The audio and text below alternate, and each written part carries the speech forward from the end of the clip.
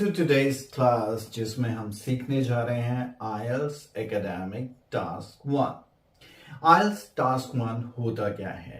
IELTS exam में आपको एक ग्राफ, एक पिक्चर एक्सप्लेन करना रहता है जिसकी आइडियल लेंथ जो है वो मिनिमम 150 वर्ड्स की रहनी चाहिए and the time that you must invest और you are recommended to invest is 20 minutes. Not must because I recommend कि आप ऐसे 20 minutes से भी पहले ही कर लें। टास्क 1 exactly क्या ability को चेक करता है? As you know that IELTS is an English ability test, आपकी language ability को टेस्ट करता है। तो एक टास्क 1 देकर वो आपको ये जज करना चाहते हैं कि अगर आपको एक कोई पिक्चर दिखाई जाए, क्या आप उसे मिनिमम 150 वर्ड्स में कुछ ऐसा एक्सप्रेस कर सकते हैं कि उसके बाद अगर वो पिक्चर वहां पर ना भी हो तो आपकी एक्सप्लेनेशन को देखकर वही कुछ समझ आए जो उस पिक्चर में था।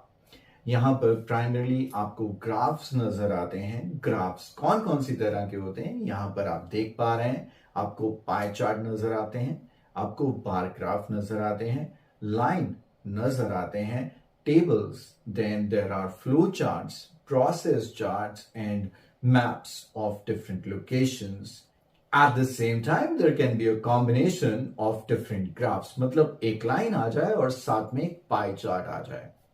The good thing is that जितने ज्यादा ग्राफ आए आपको उतना ज्यादा नहीं कम डरना है। कारण ये है कि नो मैटर कि वो आपसे 2 या 3 ग्राफ पूछता है, at the end of the day हम उसे एक ही टास्क मान के चलेंगे, मतलब एक ही क्वेश्चन मान के चलेंगे and still we will write around 150 words. Of course हम 10% या I would say 170 to 80 words तक मैक्सिमम जा भी सकते हैं, लेकिन बहुत ज्यादा मत लिखिए। टास्क 1 की वेटेज जो है as compare to task 2 half होती है, मतलब ये 3 बैंड्स और वो 6 बैंड्स, जिसकी वजह से आपका फोकस जो है वो ऑफ कोर्स दोनों पे अच्छा होना चाहिए, बट फिर भी ऑन द गिवन डे आप ज्यादा वैल्यू अपनी टास्क 2 को देंगे। मैं आपको ये बताना चाहूंगा कि अगर आप डिफरेंट टाइप ऑफ ग्राफ्स को एग्जाम में देखते हैं तो उसके लिए आपके पास डिफरेंट स्टाइल ऑफ राइटिंग होना चाहिए, क्योंकि जिस तरह से हम एक लाइन ग्राफ को एक्सप्रेस करेंगे उस तरह से हम बार ग्राफ को नहीं कर सकते। जिस तरह से बार ग्राफ को करते हैं उस तरह से हम मैप्स को नहीं कर सकते। फॉर दैट रीजन हमें क्या करना है, हमें हर एक क्वेश्चन टाइप को, हर एक ग्राफ टाइप को बहुत अच्छे से समझना है और उस तरह का अगर कोई हमें ग्राफ टाइप आता है तो हमारे पास वो सभी essential skills, vocabulary, strategies, plans, हर एक चीज हमारे पास हो ताकि हम उसे confidently and perfectly on the exam day और ऑन द गिवन डे अच्छे से हैंडल कर पाए। एक चीज बहुत इंपॉर्टेंट जो मैं अभी आपको बताना चाहूंगा, बाद में स्किप ना हो जाए, और वो ये है कि रियल एग्जाम में आपको 2 डिफरेंट शीट्स मिलती हैं। उनका जो कलर होता है वह हल्का सा डिफरेंट होता है। फॉर एग्जाम्पल एक व्हाइट होगी तो एक लाइट येलोइश या लाइट पिंक होगी, और वहां पर स्टेटेड रहता है कि टास्क 1 आप इस पे करेंगे, टास्क 2 आप इस पे करेंगे। तो ये गलती बिल्कुल भी मत करिएगा। डे 1 से ही आप चीज अपने माइंड में बिठा के चलेंगे कि ऑन दी एग्जाम डे आप एग्जैक्टली जिस पर टास्क 1 और जिस पर्टिकुलर शीट पे टास्क 2 लिखने के लिए कहा है उसी पर अटेम्प्ट करेंगे। और अगर मेरी टास्क पेज पे पूरी ना आई और थोड़ी सी बढ़ गई तो क्या होगा? कुछ नहीं होगा। जैसे स्कूल डेज में नहीं होती थी तो हम रिक्वेस्ट करते थे, ma'am, yes sir, may I have another sheet please. आप स्कूल में ऐसे बोलते थे? इंग्लिश में बोलते होगे, तभी तो आप इंग्लिश लैंग्वेज बोलने वाले हो और कनाडा मूव करने वाले हो। तो ऑफ कोर्स यहाँ पर आप सिंपल रिक्वेस्ट करेंगे कि मुझे एक एक्स्ट्रा शीट दे दीजिए and they will hand over and there is no harm if you ask for another sheet. ना एक एक करके अब हमें सीखने हैं डिफरेंट ग्राफ्स और इन ग्राफ्स को कैसे हैंडल करना है। ये सारी चीजें मैं आपको इस कोर्स में सिखाऊंगा। हम एक एक करके different type of on a given day task को लेंगे, उस टास्क को अच्छे से अंडरस्टैंड करेंगे उस टास्क में बेस्ट कौन सी इंफॉर्मेशन है जिसे हमें इंट्रोड्यूस करना है या जिसके बारे में लिखना है, या कौन सी ऐसी रिडंडेंट इंफॉर्मेशन है। रिडंडेंट मतलब आप अपने लिए कोई चीज लेके आए, फॉर एग्जांपल अपने लिए लेके आए एप्पल 14 आईफोन, तो एप्पल आईफोन 14 तो मजा आ जाएगा जिसके पास हो, लेकिन शाम को आप फिर बाजार गए और फिर एक और आईफोन 14 अपने लिए ही ले आए। नहीं, पैसे वेस्ट की बात की बजाय यहां पर बात कर रहा हूं मैं रिडंडेंसी की। जो चीज ऑलरेडी है तो उस पर दोबारा इन्वेस्टमेंट क्यों।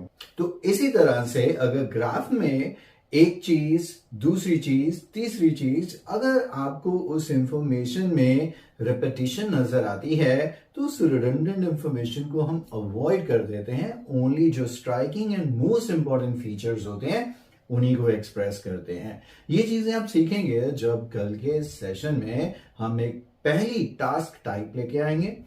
कैसे कैसे चीजों का ध्यान में रखना है, उसका एक रीजनेबल सा सैंपल आंसर कैसा होगा, ना सिर्फ मैं आपके साथ लाइव रह के शेयर करूंगा बट आपको रिटन फॉर्म में भी इसी स्क्रीन पे नजर आएगा। लेकिन इससे पहले कि हम लिखना शुरू कर दें, हमें यह जरूर पता होना चाहिए कि एग्जामिनर हमें कौन से बेसिस पे चेक करने वाला है। फॉर एग्जाम्पल आपके घर पे कोई आ रहा है, आप उसके लिए खाना तैयार कर रहे हैं, लेकिन आपने ये तो पूछा ही नहीं भाई उसको खाने में पसंद क्या है। वो है वेजिटेरियन और आपने 10 नॉन वेजिटेरियन आइटम्स बना ले, वो तो बेचारा कुछ भी नहीं खा पाएगा। फॉर दैट रीजन आप चाहे कितना अच्छा भी लिख लेते हैं, you can be a wonderful writer, but हमें ये सीखना है कि आईएलटीएस एग्जामिनर को वो ऐसी कौन सी 4 चीजें चाहिए, वो 4 ऐसे आईएलटीएस राइटिंग चेकिंग के पैरामीटर क्या हैं जिनको ध्यान में रखते हुए उसे मुझे स्कोर देना ही पड़ेगा। और उसमें से सबसे पहला है टास्क रिस्पॉन्स। जो पूछा है उसी के हिसाब से आप लिखोगे, अपनी कहानियां नहीं डाल सकते। टास्क 1 में जो पिक्चर एक्सप्लेन कर रही है या डिमॉन्स्ट्रेट कर रही है, आप सिर्फ और सिर्फ उसी इंफॉर्मेशन को एक्सप्रेस करोगे। Then of course cohesion and coherence जैसे टास्क 2 में रहती है, यहां पर भी हर एक चीज बहुत ऑर्गेनाइज्ड मैनर में हो। टास्क जो फर्स्ट वर्ड से स्टार्ट हो और जिस लास्ट वर्ड पे जाके खत्म हो, throughout there is a connection and proper ये फ्लो ऑफ इंफॉर्मेशन नजर आना चाहिए। देन ऑफ कोर्स अगर हम बात करें तो यहां पर वोकैबुलरी बहुत मैटर करेगी, क्योंकि बहुत सारे रिपीटेटिव यहां पर ट्रेंड्स होंगे, तो हर बार एक अलग तरीके से प्रेजेंट करने के लिए आपके पास अच्छी वोकैबुलरी होनी चाहिए।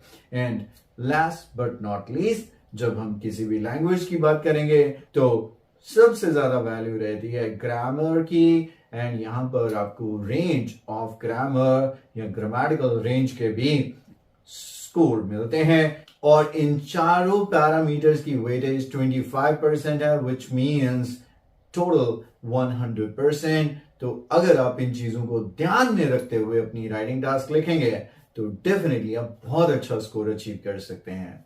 90% of the IELTS test takers in India are those who complete their 10+2 and plan to move abroad, और उनकी जो रिक्वायरमेंट है वो है एवरेज 6 बैंड, और हम 6.5 को एटलीस्ट ध्यान में रखते हुए इस प्रोग्राम को स्टार्ट करने जा रहे हैं, ताकि ये ना हो हम 7-8 की बात करें, मतलब आपको चलानी है स्कूटी और हम जहाज की बात करें, और अगर आपको चलाना है साइकिल तो हम स्कूटी की भी बात कर लेंगे, तो आपको साइकिल भी आ जाएगा और स्कूटी भी आ जाएगी। तो मैं चाहता हूं कि आप ये दोनों चीजें कवर कर ले और लड़कों को मोटर बाइक भी आ जाएगी, बट इतना लेवल हम रखें कि ऑन द गिवन डे हमारी 6 बैंड की प्रिपरेशन भी हो जाए, और इतना ज्यादा कॉम्प्लेक्स भी ना इस कोर्स को बना दें कि ज्यादातर स्टूडेंट्स को लगे कि यार मैं तो इसे फॉलो ही नहीं कर पा रहा हूं।